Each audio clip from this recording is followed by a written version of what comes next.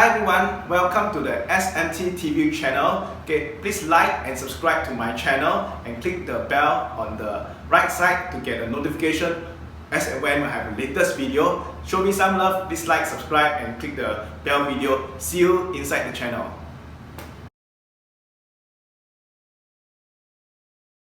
Hi everyone, today I want to talk about why you should always have a stop loss. You always heard of this thing, always place a stop loss, although always know where is your stop loss. Why is it important in stop loss? I will draw this diagram to illustrate. Okay, so this diagram illustrate one thing, why is stop loss important. Okay, so in stop loss, right, we have this what we call danger zone. Okay, this danger zone. So what is this danger zone? Okay, this danger zone is based on the amount you are willing to lose. Let's say example, someone is very comfortable to lose $100. Yes or no? It's very comfortable to lose $100. There is a point, right, where this trader is comfortable losing, let's say up to $500. Okay, but when you trade too big, okay, when your size become too big, or when you don't put in stop loss and loss become too big, then what you do is you enter into the danger zone. And what is this danger zone? This danger zone is where you actually don't stop loss. Okay, become fearful and you don't stop loss. What happens is normally let's say this person is used to cutting loss $500 each trade, but suddenly he increased his size or he didn't put in stop loss and his losses instead of $500 become $5,000. Monday he opened up his screen and then his loss is already $5,000 for that trade. So what happened? He will have what?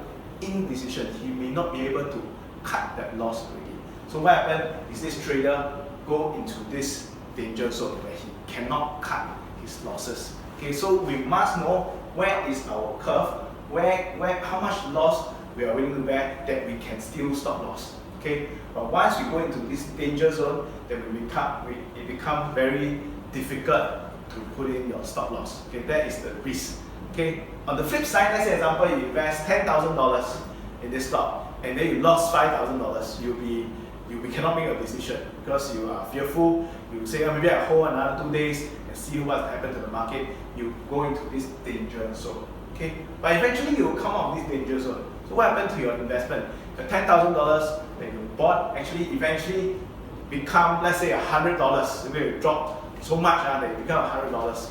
By then you'll be out of the danger zone already. You will already written off your loss already. So by then you will be out of the losses. Okay, from $10,000 become $5,000 and then eventually out of the zone. Okay, this loss become so much that you have written off the loss. Let's say you say it's $9,500. Okay, so your $10,000 become, let's say, $500. Then because you have written off your losses already, you then come into this area where you are willing to get out again. Okay, and sell at a 95% loss. Okay, so conclusion is you must know where is your danger zone.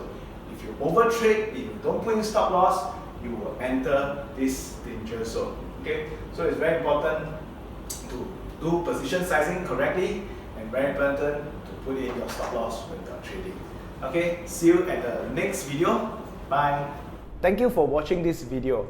If you all want to find out more about our flagship Systematic Trader course, click on the link below to find out more. So, if you don't want to miss another one of our trading video, remember to ring that bell.